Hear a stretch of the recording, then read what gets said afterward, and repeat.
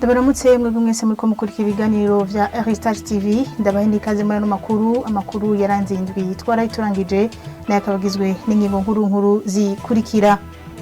Haratanzwe inyigisho ku baririmbyi n'abahimbaza bo mu mashengero atandukanye kuri uyu wa gatandatu w'indwi twaraye turangije. Kuri no gatandatu kandi umugwi Victoria's Team wararonkejwe ubushimwe bubiri bwo ku mugabane wa Afrika y'ubuseruko i Kampala mu gihugu c'u Buganda. David Trésor Nduwimana yarasubiye kwizegwa n'igihugu ca Australia ngo aririmbe indirimbo hayagize ico gihugu mu musi mukuru wahariwe ico gihugu Australia Day hari kuri uyu wa kane w'indwi twarayiturangije. Izi ni zingingo nkuru zigize amakuru y'itonido ni mukanya.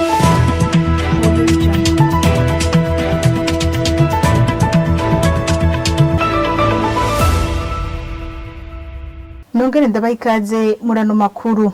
Kuri uyu wa gatandatu ihengezo rya 2080 mwaka wa 2023 ku cicaro c'ishengero Jesus Grace mu Ngagara harabereye inyigisho ku baririmbyi n'abarongora uguhimbaza bo mu mashengero atandukanye yo mu gihugu c'u Burundi. Izo nyigisho zaremeshejwe n'abaririmbyi b'inararibonye muri ico gikorwa zikaba zateguwe n'ishira hamwe Inanga Event iri kumwe n'ishengero Jesus Grace.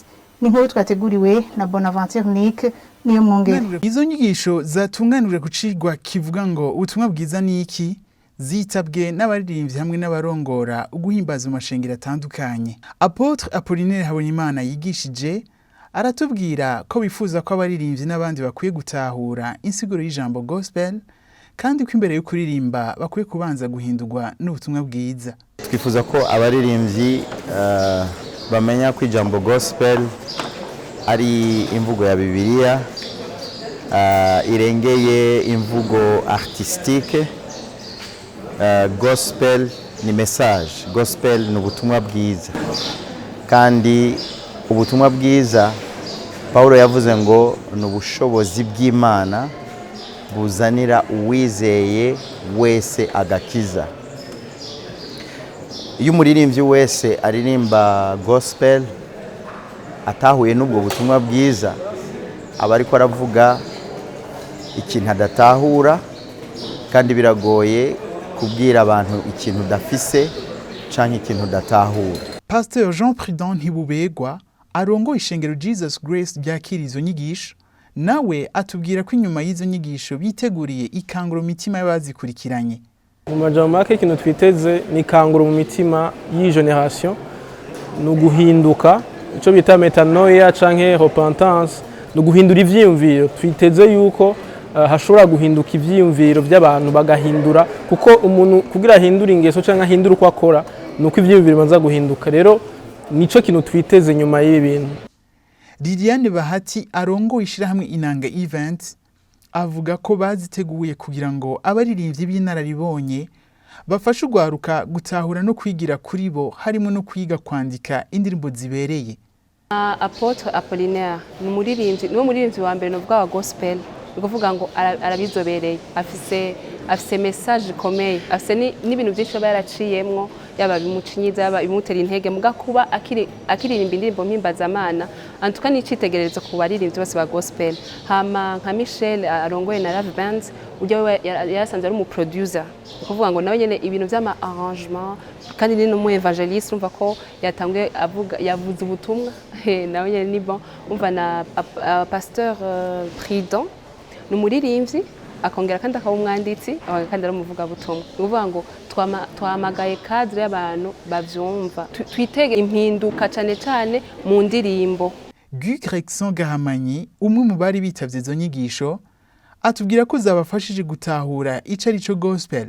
Inyigisho zadufashije cyane, bashoboye gutahura ico ari cyo gospel, ko benshi bacumva gutyo mu rurimi rw'ikinyamazuru, ariko gospel mu bisanzwe n'ubutumwa bwiza. Hariko akantu kanyoye cyane abantu benshi badakunda gushikako, nakantu kavuga ngo ubutumwa bwiza bw'agakiza. Bisigura ngo umuntu arafata ingingo akinjira muri Kristo akabona ko gakiza. Mwomenya ko izo nyigisho zizobandaniriza ku bindi vyigwa, abazitavye bakaba baronse n'akanya ko kubaza ibibazo ku byo bize. ndagushimire Bonaventure Nick niyo mwongere.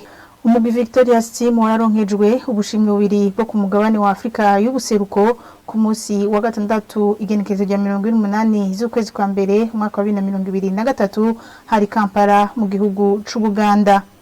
Ubwo bushimwe bwa Royal Gospel Music Awards bukaba butangwa ku baririmbyi n'abandi bitanga mu gisata c'ubuhinga mvabwenge Rukristo kuva mu mwaka wa 2021. Umugwi Victoria's Team ukaba nawo wahawe agashimwe k'indirimbo nziza y'umwaka hamwe n'umuririmbyi mwiza w'umwaka mu karere ka Afrika y'ubuseruko. Umuririmbyi David Trésor Nduwimana yarizewe n'igihugu ca Australia kongera kuririmba indirimbo ihayagiza ico gihugu mu birori vy'umunsi mukuru wahariwe ico gihugu Australia Day kuri uyu wa kane igenekerezo rya 2026. Ivyo birori bikaba vyabereye ahitwa Sydney Opera House aho vyakurikiranwe n'abantu barenga imiliyoni 22 tumukurikire.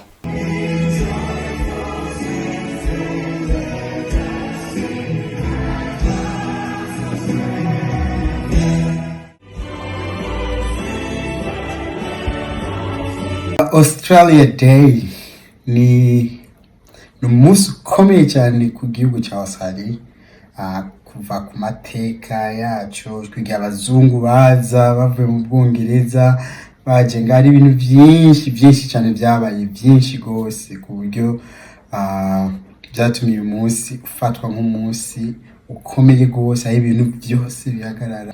Umva kwisanga cyane kwisanga nk'umurundi ya Nduwimana David ntigeze mpindura n'izina.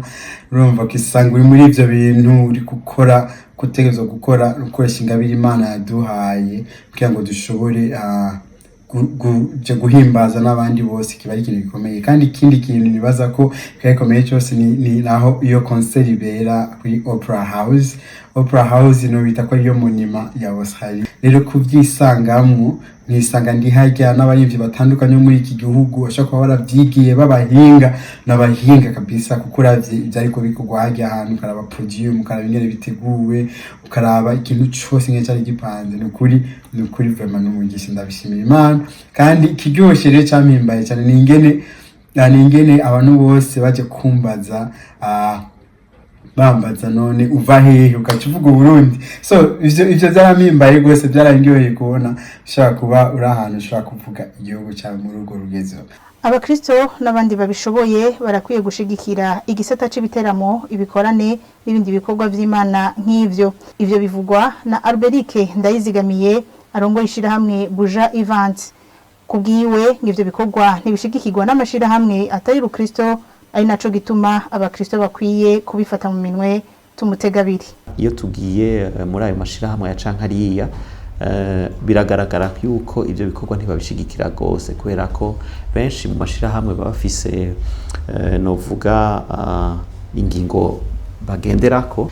Iyo rero bavuze bati iki ni gikorwa ca gospel canke igikorwa c'Imana, hari abaca biyumvira umenga nibaja kugishigikira bizoba bituma umenga hari abandi bashitse ku ruhande, rero bahitamo kutabikora.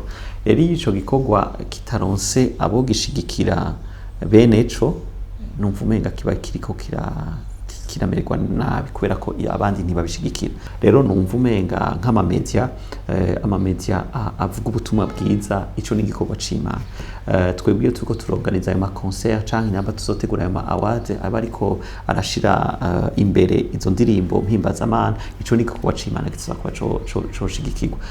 Numva rero umenga ntitureke ngo abandi ivyo bintu badukorere, ni twebwe nyene tuzakuba twobikora. Rero no hamagara umukristo wese ko ico kintu ateza kuraba agasuzuma muri budget yiwe, byatuza kuba mu mabije yacu mu gushigikira ivyo bintu. Mu babitahuye mpora numva abantu benshi tuganira bo muri biriya bihugu biteye imbere barafise amabije baba barateguriye ibintu bijanye n'ibikorwa mwe n'ivyo. Nibo baca bazi iwacu bagafasha ama orphelina, nibo baca bazi iwacu ukazubona baraje barakoze igikorane kanaka, nibo bazi iwacu bakazana imfashanyo bakazizana mu mashengero tukayakira tubita abakozi b'Imana. Mugabo abo nkebura n'abadandaza n'abandi ba investisseurs bashobora kuba bari mu yandi madomene. Ivyo bikorwa n'abantu batahuye nibo bonyene bashaka kubiba mu bwami bw'Imana kubera ko nibo bazi ko ikorwa ari cabo. Akaba ari na hano duce dusozerera amakuru twari twabateguriye. Ndabashimira mwebwe mwese mwariko murayakurikira. Imana ibahezagire.